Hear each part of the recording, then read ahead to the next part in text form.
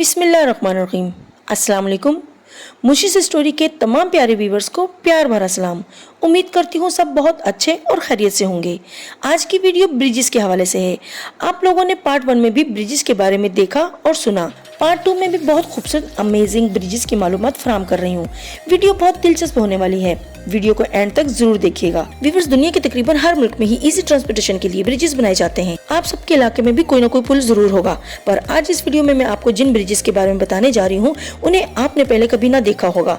तो चलते हैं अपनी वीडियो की जानिब। Gateshead Millennium Bridge. England में ये ब्रिज अपनी बेहतरीन और अनोखी डिजाइनिंग की वजह से पूरे वर्ल्ड में मशहूर है।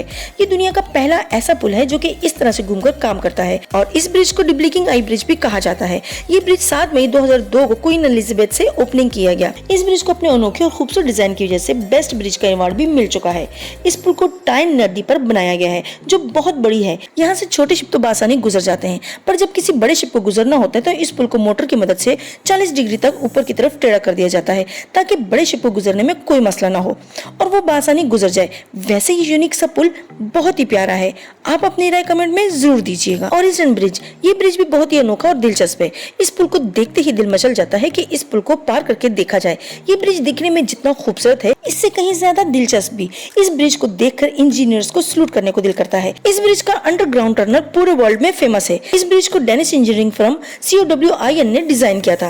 ये पुल करीब 8 किलोमीटर लंबा है जिसमें 4 किलोमीटर अंडरग्राउंड टनल्स हैं और इस पुल को 2002 में IABSE द्वारा आउटस्टैंडिंग स्ट्रक्चर का अवार्ड भी मिल चुका है। व्यूअर्स, इस पुल को स्वीडिश और डेनिश गवर्नमेंट ने मिलकर तामीर किया था जिसे बनाने में कुल 2.6 बिलियन यूरो का खर्च आया था। ये पुल एक आर्टिफिशियल आइलैंड से होते हुए अंडर वाटर टनल में जाता है और फिर 4 किलोमीटर के बाद बाहर की साइड निकल जाता है और दिखने में बिल्कुल अनविजिबल लगता है, जैसे कि समंदर में जाकर कहीं गायब हो गया हो। इसका अंडरग्राउंड टनल इंसानी टेक्निक का एक नायाब नमूना है जो कि बहुत ही शानदार दिखता है। आपको ये पुल कैसा लगा कमेंट में जरूर बताइएगा। वेलोमीर एक्वाडक्ट। ये जो यूनिक ब्रिज आप देख रहे हैं जो कि पहली बार के दिखने में ऐसा लगता है जैसे कोई अनकम्प्लीट रोड प्रोजेक्ट है, क्योंकि इस नदी के दोनों किनारों पर आकर सड़क खत्म हो जाती है और आगे पानी आ जाता है। पर ये एक फंक्शनल ब्रिज है जिस पर से हर रोज हजारों गाड़ियां गुजरती हैं।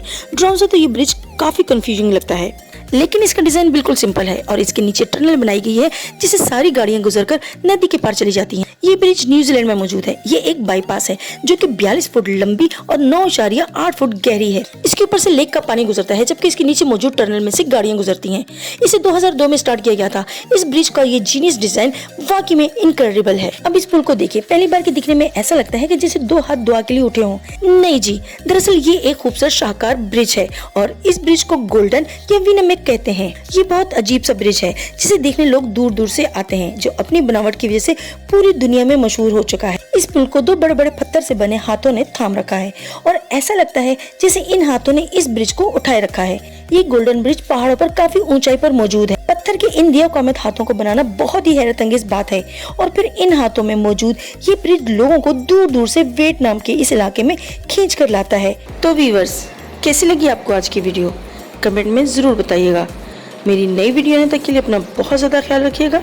रब राखा।